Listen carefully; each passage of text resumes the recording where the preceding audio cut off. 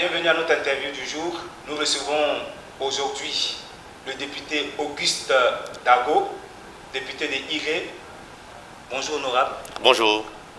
Pouvez-vous vous présenter à nos interlocuteurs? Je suis le commandant Dago Kwasi Auguste, administrateur des affaires maritimes et portuaires, nouvellement élu député de la circonscription 127, Iré et Zego, commune sous préfecture. Donc vous avez été élu à Iré. Bien entendu. Ça n'a pas été certainement facile. Expliquez-nous un peu. Oui, une élection n'est jamais facile. Une élection n'est jamais facile. Mais nous y sommes allés avec nos moyens, avec nos stratégies, et nous sommes revenus à la victoire. Il faut dire que Iré, comme je l'ai déjà dit dans une des interviews, Iré et Zego, c'est un bastion naturel du Front populaire ivoirien. C'est un bastion naturel du Front populaire ivoirien, en ce sens que depuis 1990 déjà, Iré était la première ville, l'une des premières villes donc, à donner à l'opposition l'un de ses premiers élus, en l'occurrence le maire Kakou Jules, en 90. Le PDCI était déjà tout feu, toute flamme du moins. Et on a été, cette ville a été capable de donner à l'opposition l'un de ses premiers élus. C'est donc dit simplement que c'est une zone qui est naturellement de gauche. Et le fait que nous n'avions pas été présents à ces élections depuis 2001, par là, 2001, ça laissait un vide. Et les gens ont pensé que c'était vraiment leur localité, que c'était les bastions. Nous sommes donc revenus pour reprendre le bastion naturel du Front populaire ivoirien. Voilà. Est-ce qu'il y a eu un secret, est-ce qu'il y a une démarche particulière pour pouvoir récupérer ce bastion? Oui, il a fallu simplement réveiller la fibre patriotique, la fibre partisane de nos parents. Leur rappeler leur lien avec le Front populaire ivoirien, leur rappeler leur lien avec le président Laurent Gbagbo. Et c'est ce qui a été fait. Et ils ont été très heureux de savoir que cette fois-ci, Laurent Gbagbo avait envoyé quelqu'un pour parler à leur nom. Et naturellement, c'est ce qu'ils ont fait. Ils ont porté leur choix donc, sur notre personne au nom du président Laurent Gbagbo. Vous êtes parti sous la bannière EDS. Oui. Expliquez un peu comment les populations ont dû percevoir ce message-là. Nous savons ce que nous leur avons dit. Et je pense que le fait déjà de savoir que c'est désormais pour éviter les contentieux avec certains hommes politiques actuels, on a fallu glisser simplement à EDS pour qu'on soit tranquillement capable de gagner ces élections sans être confronté à des contentieux après. Et donc on a expliqué ça aux parents, ils ont compris, mais ça n'a pas été facile. Je pense qu'il faut profiter pour dire que EDS n'a pas autre référent politique que le président Laurent Gbagbo. Donc il fallait simplement expliquer ça aux gens. C'est ce qu'on a fait. On a fait et ils ont compris. Mais on espère que dans les jours à venir, des mois à venir, avec l'arrivée du président Laurent Gbagbo, les questions avec la division interne du Front populaire ivoirien vont cesser et qu'on va reprendre toute la moitié du Front populaire ivoirien pour qu'on reparte de plus belle avec tout notre arsenal, avec tout ce qui est notre armoirie que tout le monde nous connaît. Voilà, au Front populaire ivoirien, je veux dire. Quel était le message qui a marqué certainement la différence pour que vous puissiez avoir la victoire? Je suis allé avec un slogan. Le slogan, il est l'heure. Il est l'heure du changement. Et Iré avait besoin d'un changement. Iré aspirait à un changement parce que nous avions en face de nous quelqu'un d'arrogant, quelqu'un comment on appelle ça, qui n'était pas politicien en fait, mais un homme d'affaires qui a embrigadé la population et qui faisait ce qu'il voulait. Et donc la population elle-même en avait marre. Elles ont donc exprimé leur ras-le-bol en faisant ce vote sanction-là. C'est ce qui a été l'élément de catalyseur. Et c'est le changement auquel a aspiré cette population-là qui a fait la différence. Donc on a eu plutôt affaire à un vote sanction plutôt... Oui, mais qui approuve votre vote politique. Ça a été deux sentiments qui étaient jumelés. Deux sentiments, le désir de sanctionner, mais en même temps le plaisir de savoir que le président Laurent Gbagbo a envoyé quelqu'un. Et cette fois-ci, étant entendu qu'ils étaient fiers de savoir que le président Gbagbo avait envoyé quelqu'un pour les représenter, ils ont donc profité pour exprimer réellement leur volonté de voir un des fils de Laurent Gbagbo être candidat chez eux. Voilà. Qu'est-ce que vous promettiez maintenant, certainement à vos parents, en tant que honorable, En tout cas, un député n'est pas acteur de développement, mais il est instigateur de développement. Alors, comment instiguer le développement à Iré? Quand je regarde l'environnement de Iré, Iré est une zone aurifère. Iré, on exploite des lois à Iré. Et l'état dans lequel se trouve Iré n'est pas à la mesure de ce que Iré donne, n'est pas à la hauteur de ce que Iré donne. Iré donne beaucoup à l'État et en retour ne reçoit rien. Il est donc question, pour ma part, que des lois soient votées pour que l'État soit contraint à améliorer le niveau de développement de Iré. Et ce n'est pas Iré seul, il faut améliorer le niveau de développement de toutes les villes où on exploite de l'or, où on exploite des minéraux, où ces villes-là qui donnent beaucoup et en retour doivent recevoir, en tout cas, à la hauteur de ce qu'elles donnent. Ça, c'est ce que j'ai promis à mes parents. Faire en sorte qu'on puisse prendre des lois pour que ça touche ces lois-là, toutes ces villes-là qui sont productrices de minéraux et donc qui donnent beaucoup naturellement et qui en retour qui ne reçoivent rien. Ça, c'est le premier point. Ensuite, le code minier. Le code minier sur la base duquel on fait les dédommagements des parents à qui on a exproprié la terre pour des raisons d'exploitation minière. Ce code minier-là, il est obsolète. Il doit être révisité. Et il doit être révisité de sorte à ce que le niveau de dédommagement soit amélioré. Et c'est mon rôle à moi de député de le dire. C'est ce que j'ai promis à mes parents. Et à l'Assemblée, je vais porter cette loi, je vais demander à ce que...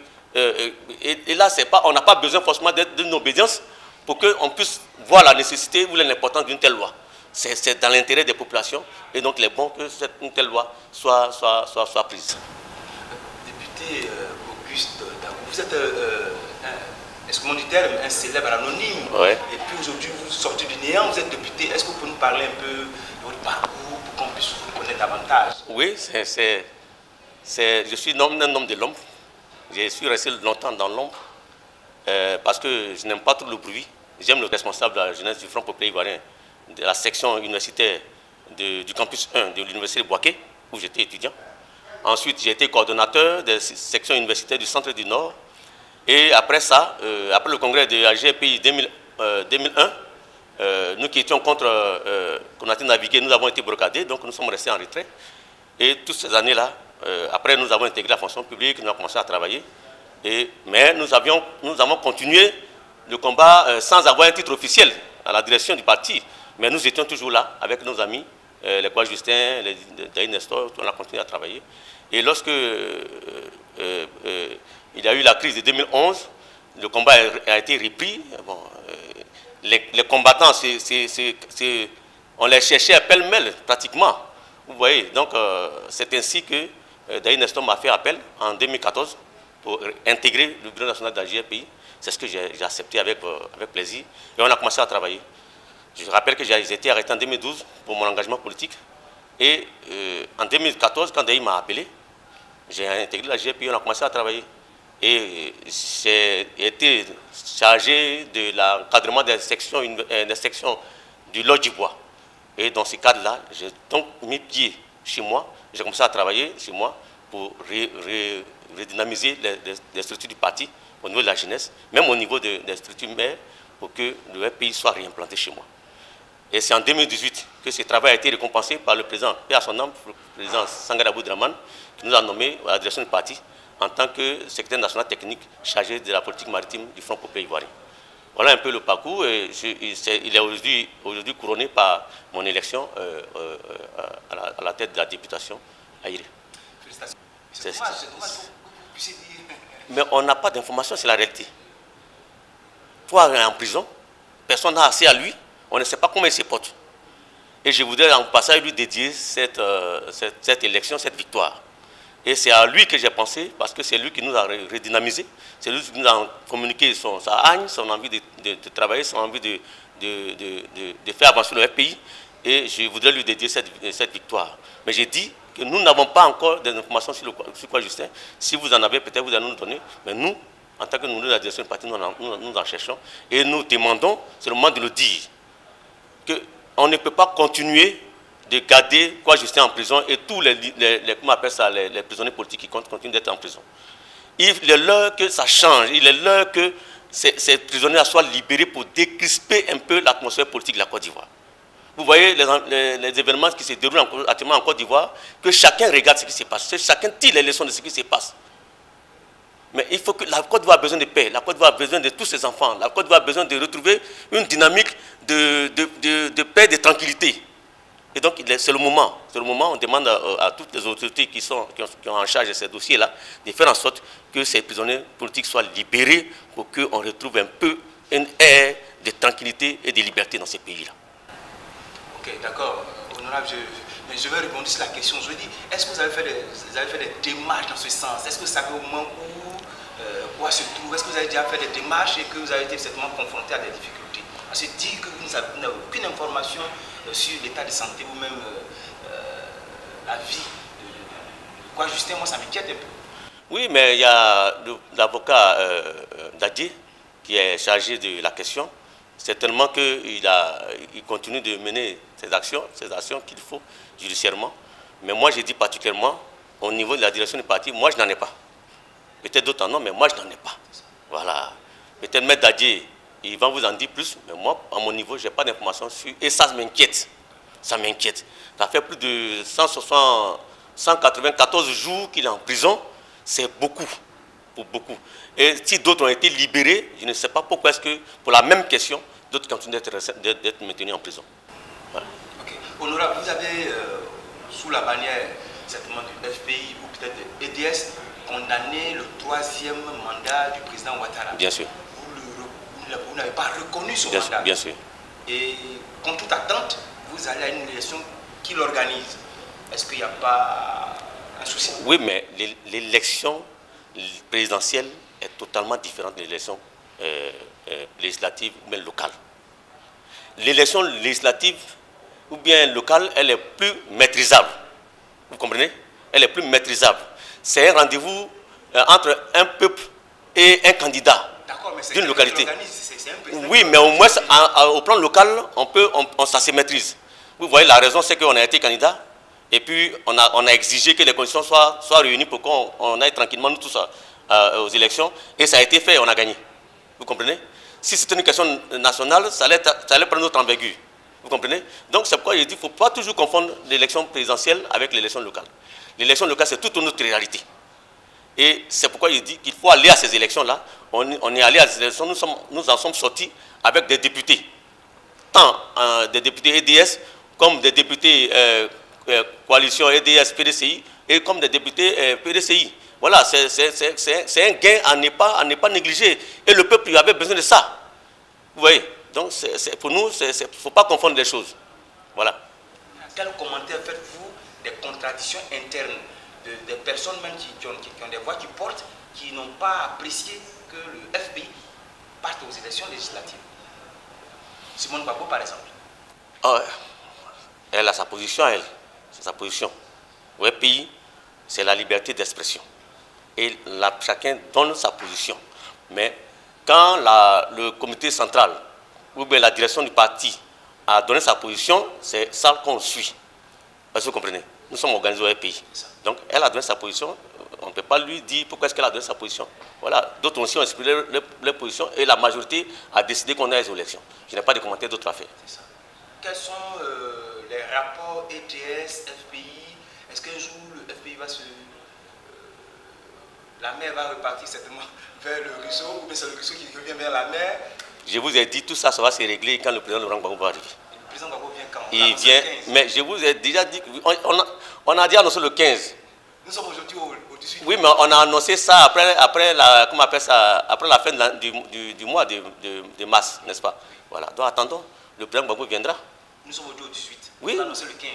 Non, j'ai dit le président Gbagbo est en route. Quand nous disions hier qu'il allait être libéré, vous ne croyez pas. Vous, les journalistes, vous ne croyez pas. On y a cru, il a été libéré. Nous sommes pragmatiques. Oui, nous on y a cru, il a été libéré. C'est encore nous qui vous disons qu'il est en route et il viendra. Nous sommes que vous avez donné une date précise. Oui, mais là, ne soyons pas dans les dates, dans le fétichisme des dates. Non. Nous disons le principe pour nous, c'est qu'il vienne. Vous comprenez? Maintenant, il est en route et nous certifions, il viendra dans ces pays. Et quand il va revenir, il va rétablir tout ça. Oui, il viendra certainement, mais est-ce qu'il serait... C'est pas le retour de Jésus en tout cas. Est-ce qu'il ne serait pas plus sage le repas était plus sage d'attendre que la CPI, je dis, se prononce le 31 avant d'annoncer un éventuel retour? Oui, plus sage. oui, c'est pas une question de sagesse. On est en politique. Le fait de dire que le président Laurent Gbagbo arrive, c'est une pression. On met la pression et il faut qu'il sache que nous l'attendons. Il faut qu'il sache que nous l'attendons. Au plan national comme au plan international, il faut qu'il sache que le peuple l'attend. Et donc nous annonçons qu'il arrive. Et ça, c'est ce qu'il faut retenir. Mais ça, c'est des vieux débats. C'est des vieux débats. Qui sont d'actualité. Hein? Non, ça n'est même plus d'actualité. La question, elle a été suffisamment traitée. Moi, je vous ai dit, et j'ai dit que, je rappelle encore, que quand Laurent Gbagbo va revenir mettre pied ici à Côte d'Ivoire, tout ça va se régler. Vieux débat, pourtant c'est Afin Guissa qui, je veux dire, aujourd'hui est reconnu par le pouvoir en place. Mais ce n'est pas une question de reconnaître, être reconnu par un pouvoir en place. Regardez les élections auxquelles nous sommes allés. Malgré leur reconnaissance par le pouvoir en place, ils ont eu combien d'élus? Et nous, qui ne sommes pas reconnus par le pouvoir en place, qui sommes reconnus par le terrain, là, on a eu combien d'élus? Vous étiez obligé de partir sous la bannière EDS. Oui, mais bannière EDS, c'est un parti politique. Mais regardez, malgré qu'on soit parti sous la bannière EDS, un parti qui n'est pas aussi connu par nos populations, mais regardez le résultat qu'on donne. Non, moi je vous tiens, je vous prends au mot parce que vous avez dit que c'est un vieux débat, vous n'êtes pas parti sous la bannière FPI. Donc je veux dire qu'il y a un problème. Où en sommes-nous aujourd'hui? C'est un problème, je vous dis, qui sera réglé quand le président Laurent Gbagbo va rentrer. Bien sûr, je vous l'ai déjà dit. Ce n'est pas la peine de faire des débats inutiles. J'ai dit que le problème sera réglé quand Gbagbo va revenir ici. C'est tranquille. Non, mais le président Mahafi a dit que dès que... Alors, donc, vous voyez que c'est fini ça. Non, ça ne doit même plus faire l'objet d'un débat. Pour revenir au pouvoir, est-ce qu'il y a des dispositions particulières? Vous avez décidé certainement d'aller aux élections législatives. Vous êtes dans la dynamique de la reprise du pouvoir. Ouais. Le président Gbagbo arrive. Quelles sont, je veux dire, les dispositions prises pour que ce retour soit effectif? Déjà, il y a un comité qui a été mis en place. Un comité d'accueil du président Laurent Gbagbo qui a été mis en place. Et le comité a travaillé d'arrache-pied du moins. Et je pense qu'il y a des gadiers qui sont déjà en confection, qui sont vendus un peu partout. Voilà. Donc, nous nous préparons à accueillir le président Laurent Gbagbo. Après ça, le pays a déjà décidé, après le congrès de Mossou, d'aller aux élections, à toutes les élections à venir. C'est pourquoi nous sommes allés aux élections en 2020, en tant que candidat, président Laurent Gbagbo en tant que candidat. Et ça, tout a découlé. On est allé donc à ces élections législatives, on ira aux élections municipales et on ira au sénatorial, on ira comment on appelle ça, au régional. Donc nous nous préparons à ça. Ah, donc là, c'est la machine qui est la machine. Oui, oui. Non, mais nous allons reprendre notre bastion naturel. Nos bastions naturels, nous allons les reprendre partout. Et là où on a échoué, on va tirer toutes les conséquences. On va répartir des plus belles au niveau des municipales pour corriger ce qu'il y a à corriger. Et puis, bon, ben, améliorer le score pour les chances à venir. Mais en même temps, là où les localités dans lesquelles on a déjà gagné, il faut qu'on maintienne notre leadership là-bas. Voilà, et puis, au niveau de la mairie et autres, il faut qu'on maintienne notre leadership là-bas. Mais aller de plus belle dans les zones où on n'a pas gagné, où on a perdu, et aller encore convaincre nos populations pour qu'ils acceptent de redonner le pouvoir au pays. Et je pense que c'est dans ces conditions-là que nous allons préparer 2025. C'est avec tout ça là que nous allons préparer 2025. Honorable, je veux avoir votre commentaire sur les petits incidents griffes qui se sont passés à Lakota. Je parlais de la campagne du ministre Lida Kwasi qui a été vraiment interprétée de diverses manières sur les réseaux, le présentant comme un xénophobe. Vous avez eu certainement vent de cela. Quel commentaire au fond? Voilà, mais c'est une réalité chez lui. Voilà. Mais il n'y a pas autre commentaire à faire. On n'avait vraiment pas autre commentaire à faire. On me dit que c'est ce qui a fait que ça a été. Moi, je ne pense même pas que ça soit. C'est un rapport. Ça n'a aucun rapport. L'échec du Premier ministre Lida Kwasi n'a rien à voir avec ce qu'il a dit. Les raisons sont certainement ailleurs. Voilà. Et puis nous allons tirer toutes les conséquences de ces élections-là et puis corriger tout ça là. Mais ça n'a rien à voir avec son discours. C'est un discours qui est pour moi, ne doit pas choquer les gens. C'est une réalité. Mais en même temps, le président Gbagbo a pris vraiment le contre-pied de tout ce que... Oui, c'est une réalité. Je veux dire que quoi? C'est ce qu'il lui ressent. Ça, c'est le ministre d'Isa Kwasi. Maintenant, le président Gbagbo est libre de dire que ça, je ne partage pas ça. Moi, par exemple, ce n'est pas ma façon de voir les choses. Voilà. Mais ça, c'est la façon de voir les choses du ministre d'Isa Kwasi. Voilà. Est-ce que cette réalité-là, vous l'avez vécue à Iré? Oh, mais aujourd'hui, en Côte d'Ivoire, c'est un peu partout. Hein. C'est un peu partout. Et puis, la Côte d'Ivoire est un melting pot. Voilà. On ne peut plus aujourd'hui faire la politique de façon sectaire. Vous voyez? Il faut tenir compte des populations avec lesquelles on vit. Il faut composer avec elles. Même si on est originaire d'une zone et on est autochtone, il faut composer avec elles et tenir compte d'elles.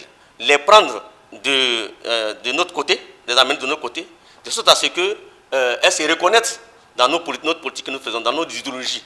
Voilà, je pense que c'est comme ça qu'il faut voir la chose. Et c'est parce que c'est un tout, hein. Une population, c'est un tout. C'est des gens qui viennent d'ailleurs, c'est ceux qui sont autochtones, et ainsi de suite. Donc, il faut qu'on arrive à mettre tout ce monde-là ensemble et surtout prôner la paix, la cohésion entre ces populations-là qui cohabitent. Parce que chez moi, à Iré, par exemple, mon adversaire, il a passé tout son temps à opposer les communautés. Et ça, c'est cette bataille-là qu'ils sont en train de faire, de sorte à ce que les uns et les autres comprennent que la politique, ce n'est pas opposer les communautés. La politique, c'est de faire en sorte que comment on appelle ça, les communautés puissent vivre en paix. Voilà. D'accord. Nous sommes au terme de notre entretien, mais je voulais vous demander, est-ce qu'aujourd'hui, vous avez peut-être quelque chose à dire par rapport au Premier ministre qui est décédé, Ahmed Bakayoko, qu'on présente comme quelqu'un de généreux, mais aussi quelqu'un qui avait des entrées dans tous les partis politiques. Est-ce que vous avez eu à le rencontrer? Est-ce que vous avez une expérience vécue avec lui? En tant que responsable des structures syndicats étudiantins, c'est la première fois que je vous rencontrais. Et vraiment, j'ai trouvé quelqu'un d'affable, quelqu'un de simple, d'ouvert. Et il était venu jusqu'à nous, au lieu que nous avions indiqué. Et puis nous avons échangé. C'est là que j'ai rencontré pour la première fois. Et plus jamais j'ai eu de contact avec lui. Après, il a gravi les échelons. Et il est devenu Premier ministre. Aujourd'hui, il meurt en étant Premier ministre. C'est une grosse perte pour la Côte d'Ivoire. C'est un serviteur de l'État qui s'en va. Quels que soient nos bords politiques, nous devons nous incliner devant la dépouille de ce monsieur-là. Et big respect à lui pour tout ce qu'il a fait pour le pays. J'espère que les chantiers sur lesquels il était avec l'opposition, qui étaient en de très bonnes voies, ceux qui vont prendre la relève vont pouvoir, pour son image, pour son honneur, pour sa mémoire, vont permettre que ces chantiers-là aboutissent, notamment la libération des prisonniers politiques, notamment la décrispation de la vie politique en Côte d'Ivoire. Ahmed Bakayoko, c'est quelqu'un qui était quand même qui était ouvert à tout le monde, qui était un vrai Ivoirien dans le sang. Donc, je m'incline devant sa mémoire et que Dieu ait son âme. Quoi. Merci bien, honorable. Merci de vous être prêté à nos questions. Merci, internautes de Direct Info. Merci. À très bientôt. Merci.